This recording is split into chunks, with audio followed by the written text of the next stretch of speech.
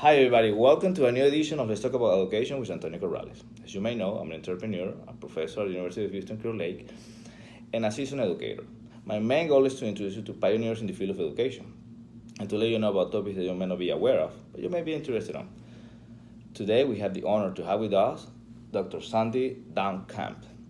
She's a seasoned educator and a seasoned administrator in human resources. She's going to explain us today in simple terms what does it mean for us, what does HR mean for us in simple terms. Thank you so much for being with us today. Absolutely.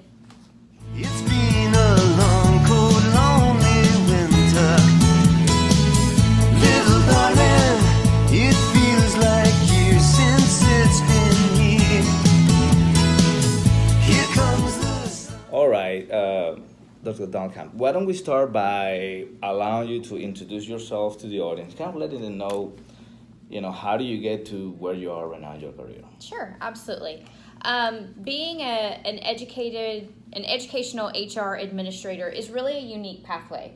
I myself started in the classroom. I was a classroom teacher for 6 years. I taught speech communications and journalism. I was the yearbook advisor. Wow. So those skills actually played really well into becoming an HR professional. I really thought I wanted to be an assistant principal, like a lot of teachers, and interviewed for assistant principal jobs, and the HR director at the time contacted me and said, "Have you thought about working with adults?" And no teacher ever signs up thinking they're going to work with adults. Exactly. But I thought, you know what? I'll try it. Why not? I absolutely fell in love with it. I found that helping adults find what they want to do, help them seek their passion, train them on how to do it, and watch them be successful. I really enjoyed doing what I do. And I still got to be a part of the K-12 educational process. I still go into classrooms. I still go on campuses. I still go to lunch at the elementary schools and, watch the kids scurry around the room. You get to still be a part of that. And so it's a really unique experience. So you haven't lost that touch, that contact with the students and. No, I never really got to lose that. Now, a lot of people will say that, coming into the HR professional world, there would have been a benefit to being a campus administrator first. And living this for the last 11 years, I could flip-flop every day. I have had experiences in my 11 years in HR that I would have never gotten to experience if I had spent time as a campus administrator first. Having some of those difficult district-wide planning meetings on how to reduce staff, how to save money in a budget for salaries. Principals don't get to do that. And so because I've gotten to spend a large portion of my career in HR, I've gotten to do a lot of those things that maybe a principal would not have had the opportunity to do on a campus. That is fascinating. Now, you work in a large district, and most of your career you have worked in a large district. What does it mean to work in the HR department in a large district? Because when we think about small districts where you basically an HR director may have to wear several hats for the different HR functions, and we'll talk a little bit about that later. But in your case that the majority of your career has been in large contexts, what does it mean? How's that dynamic? Believe it or not, the problems are all still the same. A crazy incident with an employee is still a crazy incident with an employee. I still have to meet with employees to talk about their benefits, even though I'm not over benefits, and in a smaller school district I probably would be. I still have to meet with employees for disciplinary reasons. I still have to train large amounts of staff. While our actual job duties are maybe much more segregated and much more dispersed in a large district, the trading off of hats, depending on who you need to be that day, still exists. HR in itself is not a large district function. While we control 82% of the budget and we shell out millions of dollars in salaries, the department itself is usually very small in even some of your largest districts. You just really become a very good manager of time and people. Yeah, because a lot of people forget or don't know, especially new educators out there and teachers and administrators, that HR ended up managing basically 80 to 85% of a district budget, which is tremendous. In the case of a large district, I'm assuming that you have different personnel assigned for different areas, like you were saying, like benefits or. Absolutely. I have a professional and 3 clerks that handle benefits, leaves and absences, workers' compensation. Payroll. There's an entirely separate department that works on payroll. Exactly. Myself, I tend to work on the personnel side of the house. Whether that be Which a is teacher. really complicated one. Absolutely. Teacher certification is a foreign language to a lot of people. But under my direction, there is someone that works with mainly non-exempt employees. There's someone that works with subs. I have a teacher certification officer that just monitors the certifications of the district. Also in our department, we have people that manage positions, position control, to make sure that we're being mindful of coding and funding accounts, and we're spending the district's money wisely. Absolutely. Now, for our future administrators out there and our teachers and people all over the world, there are several HR functions, or several aspects in your job description that you're responsible for. I wanted to ask you, what is the area that you enjoy the most, and why? This is my answer every time. Anytime somebody says, what is so great about your job? I love to be the voice on the phone telling someone that they got their first teaching job. You have no idea the amount of excitement a first-year teacher has when you say, oh, welcome to Pearland ISD. You're going to be a second grade teacher at, XYZ Elementary. They can't even, I've had them pull over on the side of the road. I've had them scream. I've had them accidentally hang up and call me back. They are so excited. You cannot recreate that feeling. And if I ever got the opportunity to move up within my district or another district, I would still want to have an opportunity to get to do that, because it reminds you a little bit of why you're doing it. Exactly. It really does. That is fascinating. Especially in a great organization like you work in. I'm sure that it's something that they appreciate a lot. What about the most challenging one, though? I mean, what is the one that you feel, okay, I have to do it, and I do it well, but this is the one that I'm doing, kind of. Nobody likes to be the bad guy. Exactly. And unfortunately, in HR, I tell people when I do career days, or I come to tell people about my job, I tell them that I am with an employee from birth to death. I am the first voice they hear when they get the job, and it's so exciting. But on the flip side, unfortunately, I'm the last voice they hear when it's time to exit the district. And there's all kinds of reasons for exiting. People move, people stay home with their children, they retire, and that's super exciting. But there are those moments that I have to expedite that exit. And it's not fun, and it's not glamorous, and it weighs heavily on you when you have to do it. But at the end of the day, you have to ask yourself, why do I do what I do? And it's for the 22,000 kids in this district, and I want them to have the best. I want them to have the best food service worker, the best teacher, the best assistant principal, the best classroom aide, bus driver, custodian. I want everybody to be the very best, because really, at the end of the day, it's about the success of the kids. Well, and I have a follow-up question on that. I have a follow-up question on the former question that we talked about, that you answered about the teachers, but I want to follow up immediately when you're saying about the, when you have to be the bad guy. Talk a little bit about, for our new administrator, a little bit about the process to, basically fire somebody in pre-K through 12 in a context of, a teaching job or administrative job.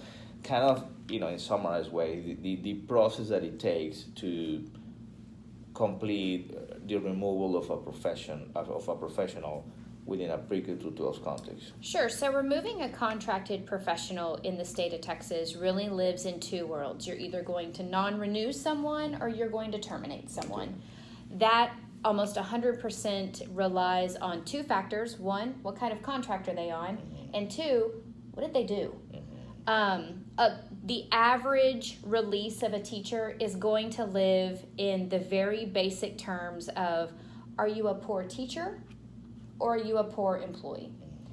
The only ones that make the news are the extreme poor employee situations. The harming of a child, the cheating of a test, those are extreme poor employees. But on the average, every day, teachers still have to come to work, and you can't be absent, and you can't be tardy, and you need to do a good job. You need to follow through with instruction, and you need to have solid assessment, and you need to be monitoring your classroom. And so all of those steps that a principal would take to exit someone from their campus, or that a district would take to assist in the exiting, really starts with expectations and documentation. Those expectations come at the beginning of the year, and when those expectations aren't met, that documentation should come in fairly quickly.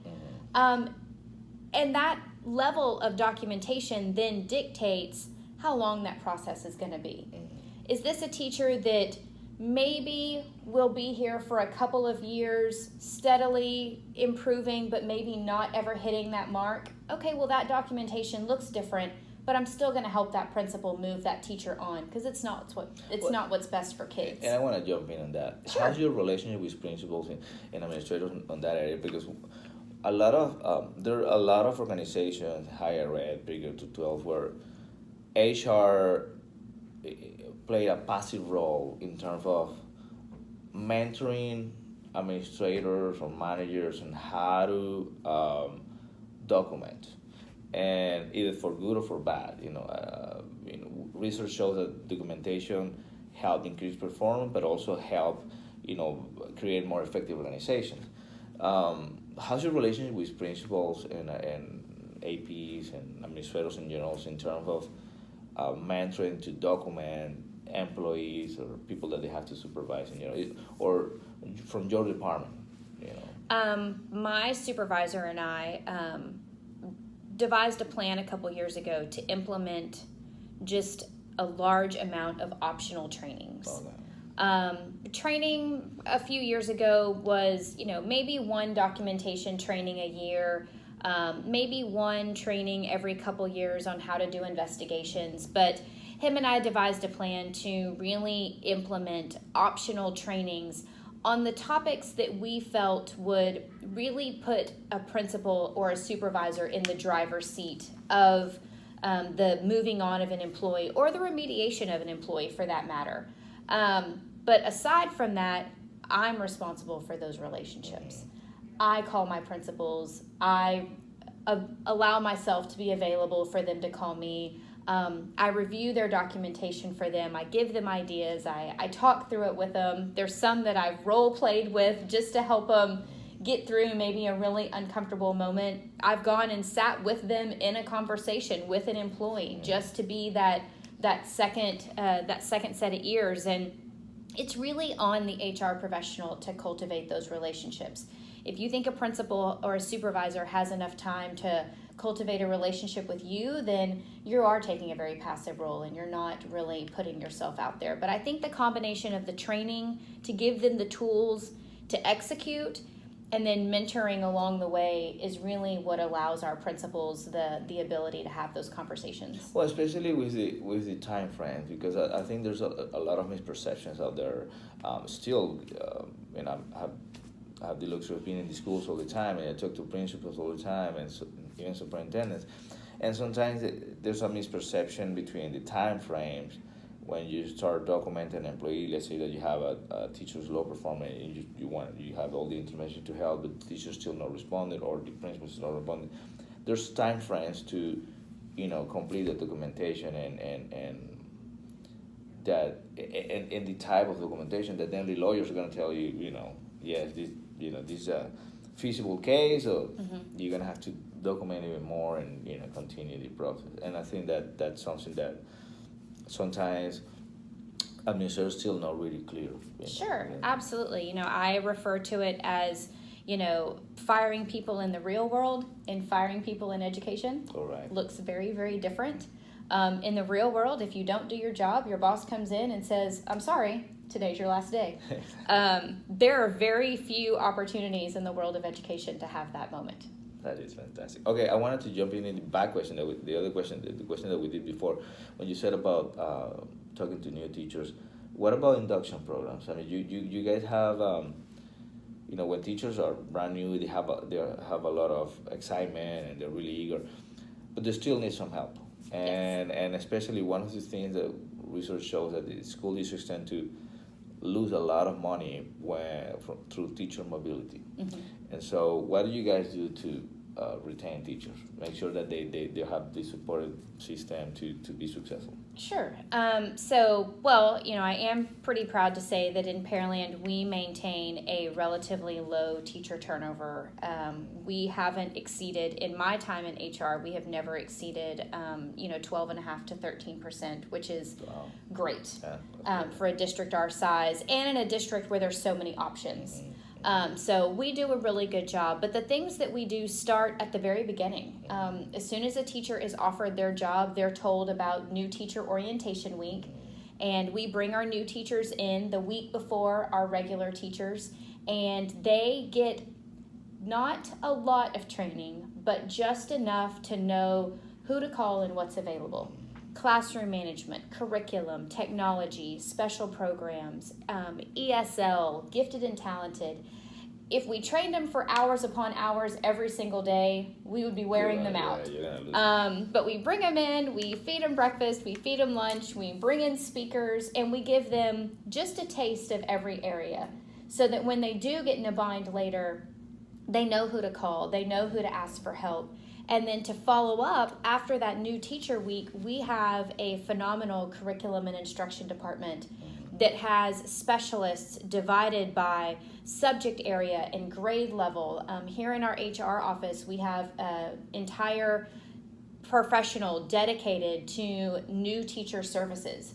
Classroom management, student behavior, how to talk to parents. Most of them have never had a phone call with a parent. They don't even know what to say. Yeah. And so when a campus gets in a bind, they call our new teacher services specialist, or they call CNI, they call special programs and say, hey, I have someone that needs help. And it's amazing the support that comes running to that campus. It truly is. I have had teachers say, on their way out because they're moving or retiring, I couldn't have done it without the support that I got. So I think a lot of your retention comes from the support from within. It's not about giving them $500 more to do this or a half day off to do this. It's about coming when they need it, and I think that's huge. What is for you the key of a successful induction program? I mean, if you have to, the keys. Variety. All right. You have to have variety. You can't just bore them with one singular aspect. You have to show them. You have to show them what your district has to offer. You have to give them opportunities. We actually hold the new teacher induction week at a campus just so they can get a campus feel. You have to show them what's available. And then after that week of new teacher orientation, we immediately throw them in the mix with all of the teachers of the district, and they go sit in training sessions with 20-year veterans, 15-year veterans, really getting to hear, wow, they've come so far. Correct. It's okay that I'm starting out just now because look where I get to be someday. Well, and I'm hearing that also this step-by-step process that you're talking about, not overwhelming them with no, you can't eat the elephant all at one time. Okay, I want us to shift gears to a topic that I know you're an expert on and you're really passionate about it, which is the hiring process. Mm-hmm. When you talk to administrators and principals in many districts, especially in large districts, there's a lot of complaints in terms of the process.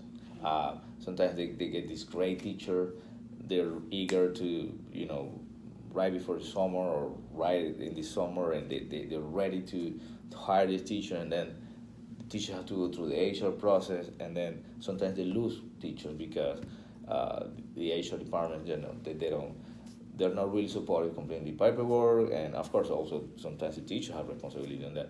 So I wanted to ask you that, first of all, how do you increase effectiveness within the hiring process, and how do you diminish bureaucracy, to make it more effective? Because I know in your case, you guys are really effective doing that. So what are the keys for HR administrators out there, or superintendents that may be watching us? What are the keys to make your HR an effective department in that area? Well, technology plays a huge role in that. Okay. Anything that you can do in the hiring process to eliminate a signature or eliminate a piece of paper waiting to move from one desk to the other, that absolutely is key. We completely eliminated paper in the hiring process a few years ago in Pearland ISD, and it has been amazing. Okay. Pretty much the only thing an employee comes here to sign is their job description and their official offer. The contract. The contract is electronic. Wow, that's fantastic. Everything is electronic. Wow. And we do that for the sole purpose of, we know teachers are enjoying their summers, and I want you to be able to get hired on the beach in Tahiti. I don't want you to wait until you come back from vacation. I want to be able to offer that job and have you accept from wherever you are. That is fantastic. But the second part of that process is you have to be flexible. If a principal calls and says, I know that I said I needed an algebra teacher, but I found this phenomenal history teacher and I really want him now, and I'll sacrifice the math class for a history class. Can you help me? It's on me to be able to help them. If I tell them, no, I'm sorry, you said math, so you got to figure it out, then we've lost maybe a phenomenal future teacher of the year in history, and that's not okay with me. So you have to be flexible. You have to get creative. If I don't know a way around it, I have to be able to go to people in my office and say, okay, I got nothing. What can you guys help me with? Right. And you also have to have an administration that supports that. Our assistant superintendents over campuses have to support our creativeness.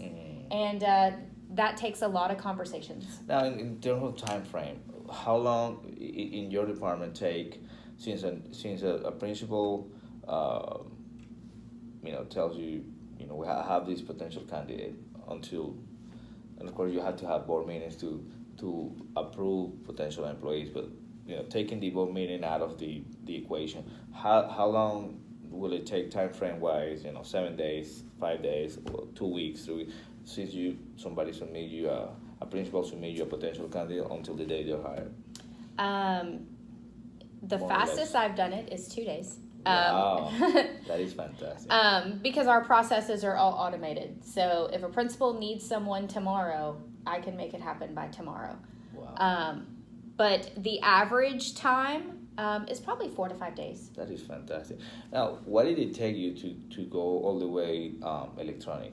Because a lot of folks at a time. Yeah, because, exactly, because a lot of HR departments out there have still a lot of the typical files and the typical.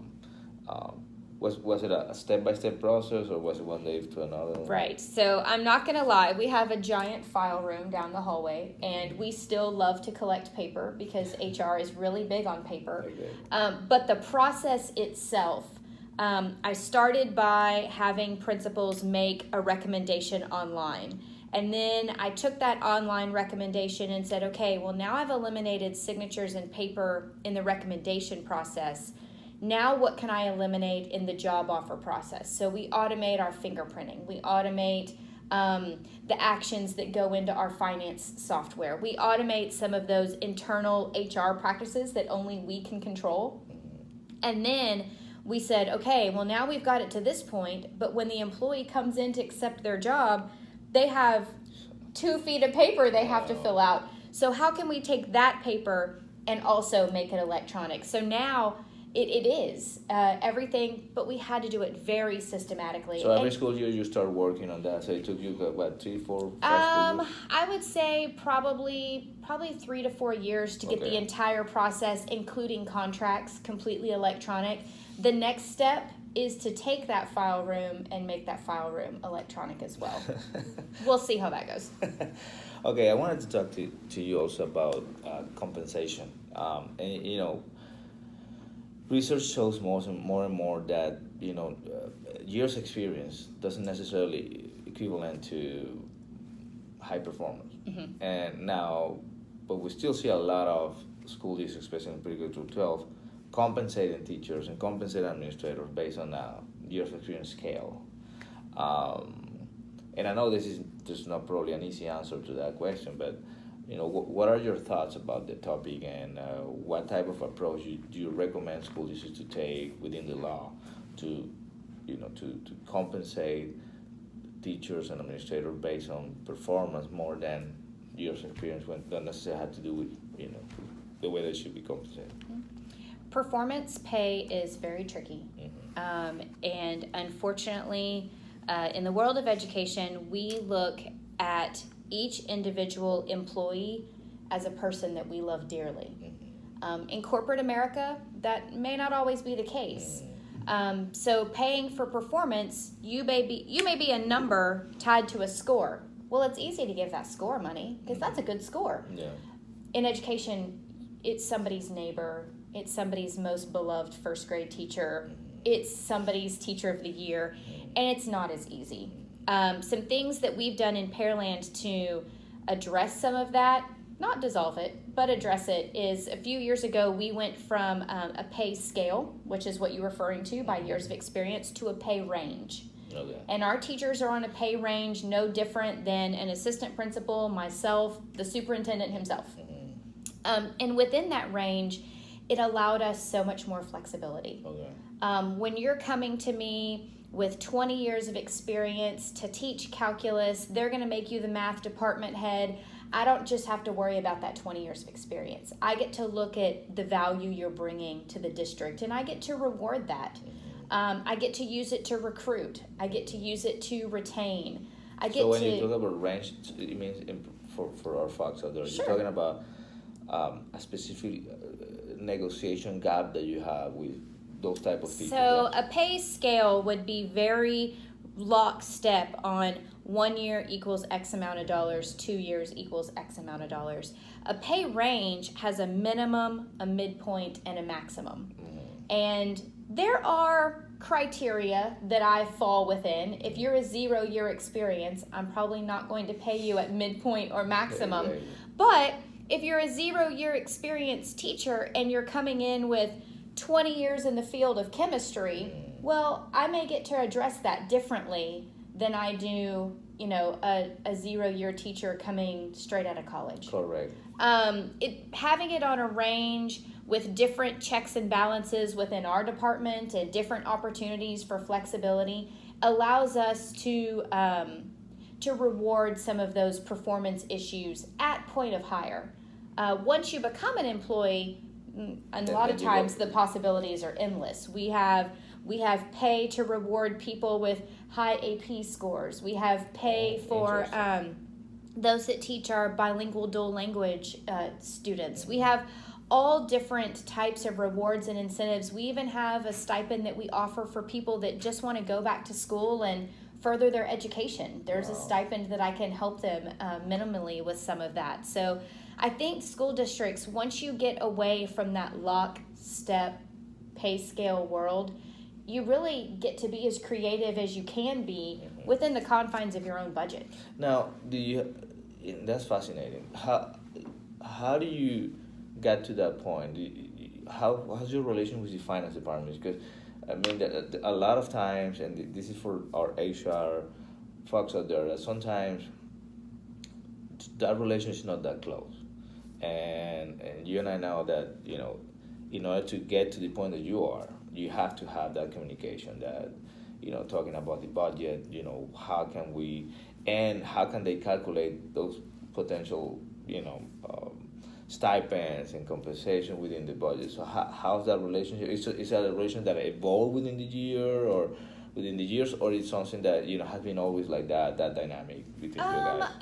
The two previous heads of the HR and the business office, our previous CFO and our previous HR supervisor, worked together. They worked well together. They had a lot of ideas together, and they kind of got us started along that path. We now have a brand new CFO, and our head of HR has been here about 3 or 4 years. The relationship is really starting to flourish. Okay. It's really kind of exciting to have such a close relationship with the business office, because you really can't have one without the other. You absolutely cannot lead personnel without money to back it, and you can't financially plan for a budget if you don't know what personnel is doing. So it's a lot of fun to get to be creative and have those conversations. We have sat for hours in each other's offices just talking. We don't even always have to agree, but the fact that we had the conversation means there's a possibility for creativity and flexibility moving forward. Yeah, it's a fluid relationship. And all research shows that HR and finance, when they work together, they tend to positively impact academic performance. So that's a great thing. Now, I want us to talk about something specific to Texas. And for the past 2 years, even though some districts have done it for more years, but officially for the past 2 years, the state of Texas started to implement the T-tests. T-tests as a teacher evaluation system, and the T-test for principals. I wanted to ask you a little bit about that in terms of, because not many people have answers, in terms of how has that dynamic, the new evaluation system, impacted your work in terms of documentation, what you were talking about, the process to remove an employee, or the process to even compensate an employee within the competition. And how do you think that, if you have any prediction, how do you think that the commissioner of education is going to start ruling in those cases if he hasn't done it? So, because I don't have the information on that, but so I want your take on that area. Sure. So T-test is very different from PDOS. PDOS was an opportunity for a principal to document the success or failure of an employee and make contract decisions based off that success. If you were a good employee and you had a good PDOS, you got to stay. If you were a good employee and had a poor PDOS, there was an opportunity to exit you off of that poor PDOS. And PDOS took into account opportunities to document a poor employee. T-test is a little bit different. T-test is a very broad, very manipulative professional development growth model. It's kind of what we do with our students. We put plans in place to help our students grow and be successful, and we build the curriculum around all of those things. Well, T-test is our adult curriculum, if you will. We put things in place to watch a teacher grow and get better, and then we score and make recommendations on that growth or lack thereof. To get rid of a teacher, to get rid of them or help them exit off of a T-test score, I tell my principals, don't go there. T-test is truly a means of making you better. I'm going to have a hard time telling a teacher, hey, we tried to make you better all year, but you weren't really good at getting better, so we're going to go ahead and let you go. That's not the point. That's not what we learned from the training when we went through the T-test training. We learned that T-test truly was a tool to offer teachers an opportunity for growth and reflection and building and those kinds of things.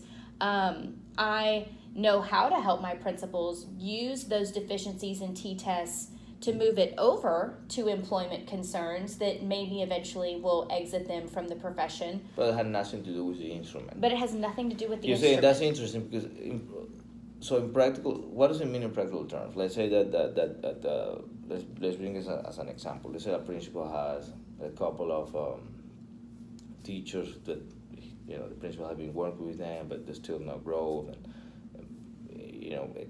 it's a time to utilize the T-test process to kind of portray what's going on. And let's say that the teacher is below performance, proficient is below, and so in practical terms, what you're saying about don't use an instrument to do that. So you guys have a a particular instrument to document when the teacher is not performing, or you guys have a parallel? I mean, how do you process that in practical terms? Sure. So and I'll start with PDOS because that's what most people are going to refer to. That's still fresh. In their brain, that's still very fresh. Yeah. When you needed to document a teacher because they weren't doing a good job, you went to your TINA. Correct. You went to your teacher in need of assistance. Correct. T-Test doesn't have a TINA, Correct. so to speak. But a district must develop how to take that deficient information and move it into a realm that you can document. Here in Pearland, we have chosen a memo. Perfect. So when my principals call and say, Sundie, I'm going to have a conversation with a teacher. I've been in their classroom for 3 walkthroughs. I've made suggestions. I've documented those suggestions in T-Test, and they're just not getting any better. That's perfectly fine. You call them in. You have the conversation. You reiterate those expectations. You reiterate the things that you wanted to see put in place, and you write it up in a memo, and you have that teacher sign for it. Summarizing that conversation. Absolutely. It could be as basic as a conference summary. I agreed that, I was going to get better because you asked me to. Or it could be a little more heavily weighted. Sometimes there are true instructional concerns when it comes to, the sequence of the lesson plans or the monitoring of students or the assessment or the safety of the students. And those may live more heavily weighted in different types of memorandums. Correct. But as soon as a principal takes the information from T-Test and puts it into the form of a formal memorandum of any kind, that has moved that information over to a realm where I can now help them make employment decisions. But if they leave all of that discussion in the T-Test model, that is where it stays. Correct. That is fantastic. Fascinating. Okay, that makes sense. Now, in regards to the ruling, how do you see? Have you seen any ruling so far from the commissioner, or do you anticipate? How do you anticipate this going for the HR department? Because at the end of the day, you guys are gonna have the heavy weight, in all the equation. Well, so it's funny that you should say that. In Pearland ISD, T-Test is run out of 2 separate departments. Okay. In HR, we are only over the logistics. Okay. Have you crossed your T's? Have you dotted your I's? Are there signatures? Did you check all the boxes? Our curriculum department is really the department that gets into how to make recommendations, how to, define a goal, how to address areas of refinement, how to, they really get into the nuts and bolts, the really detailed information. So I'm very curious as districts choose to use T-Test as an ability to exit a teacher, I'm curious what aspects of T-Test will be called on the carpet when it gets to the commissioner. Is it going to be bogged down in logistics? Somebody didn't check a box, somebody was out of the timeline, or is it going to live more in the details? This area of refinement wasn't clear. This goal wasn't measurable. Is the commissioner going to have to fight any of those battles along the way? So I'm very curious as things start to rise to that level. I think everyone is still kind of treading water right now and learning to use the instrument. So it may be another year or 2, but before we start seeing those cases. But it's going to have to live in one of 2 realms. You're not going to see a lot of meshing of those, the logistics versus the actual verbiage. That makes sense. Okay. Before we finish, I want you to you were recently named the Texas Association of School Personnel Administrators TASPA president, and I want you to talk a little bit about that experience. First of all, your role in the organization, and what are the things that you guys do for the HR folks out there? Sure. So TASPA is an organization that is made up of all the HR professionals that choose to be members in the state of Texas with regard to school personnel. And we are the largest networking unit of school personnel administrators in the nation. Texas has the largest chapter of school personnel administrators. So it's really exciting to be the president. It's really a cool experience to stand in front of a room of 300 or 400 administrators and talk about things that are important to us, help make decisions. Coming into another legislative session, what is that going to look like? What are we going to advocate for? We get to be a sounding board for, how that's going to impact school districts when the state makes a decision.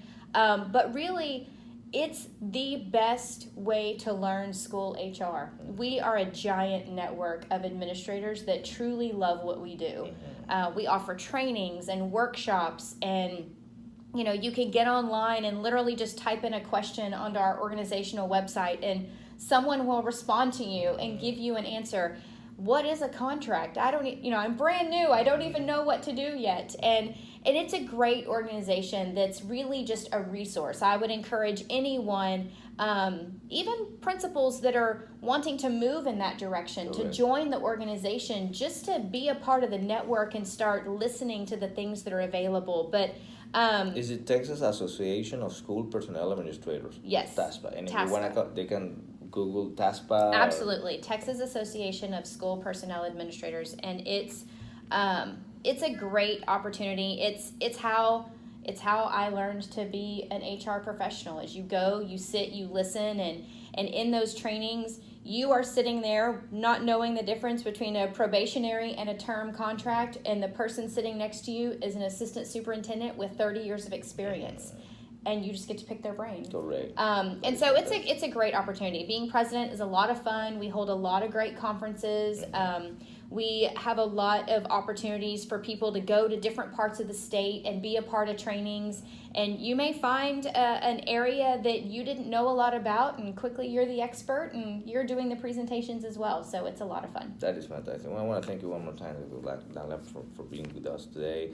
Folks, as I remember that we have this video and many others on Antonio Corrales' YouTube channel. Let's talk about education with Antonio Corrales and STEM evaluation assessment.com. Please help somebody today, and see you next time.